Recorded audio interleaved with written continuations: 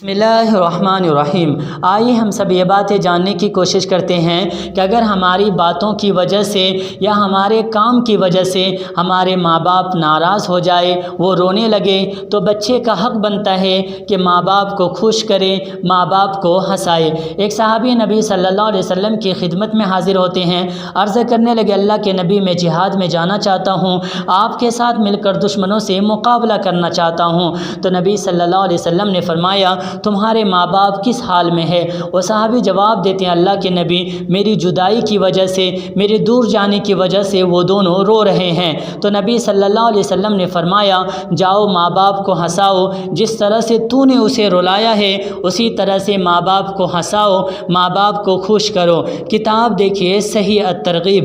اس حدیث سے ہمیں یہ باتیں معلوم ہوتی ہے کہ ماں باپ اگر ہمارے کسی باتوں کی وجہ سے رونے لگ جائے، اسے تکلیف پہنچ جائے، تو اگر وہ رو رہے ہیں تو بچے کا حق بنتا ہے کہ ماں باپ کو خوش کرے، اسے ہنسائے۔ جیسا کہ اللہ کے نبی نے اس صحابی کو بھیجتے ہیں کہ تم جہاد میں بھی مت جاؤ، بلکہ جاؤ ماں باپ کو ہنساؤ، جس طرح سے تمہارے دور جانے کی وجہ سے ماں باپ رو رہے ہیں تمہاری جدائی کی وجہ سے، اسی طرح سے تم اسے ہنساؤ۔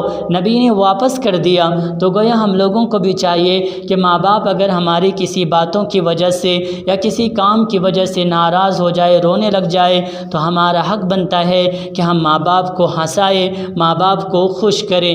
حضرت عبداللہ بن عمر رضی اللہ عنہ فرماتے ہیں کہ رسول اللہ صلی اللہ علیہ وسلم نے فرمایا، ماں باپ کو رلانا جو ہے وہ کبیرہ گناہوں میں شامل ہے۔ یعنی اگر ہماری باتوں کی وجہ سے یا ہمارے کام کی وجہ سے ماں باپ ناراض ہو جائے، رونے لگ جائے، تو یہ کبیرہ گناہ یعنی بڑے گناہوں میں شامل ہو جاتے ہیں۔ تو ہم لوگوں کو چاہیے کہ ماں باپ کو نہ رلائیں، ماں باپ کو تکلیف نہ پہنچائے، بلکہ ماں باپ کے رہنے سہنے کا انتظام کریں، کھانے پینے کا انتظام کریں۔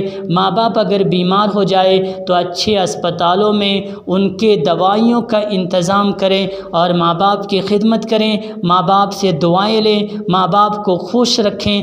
اللہ تبارک و تعالی ہم سبوں کو اپنے ماں باپ کی خدمت اور دیکھ بھالی کرنے کی توفیق عطا فرمائیں، آمین۔ ربنا تقبل منا انک انت السمیع العلیم وتب علینا انک انت التواب الرحیم۔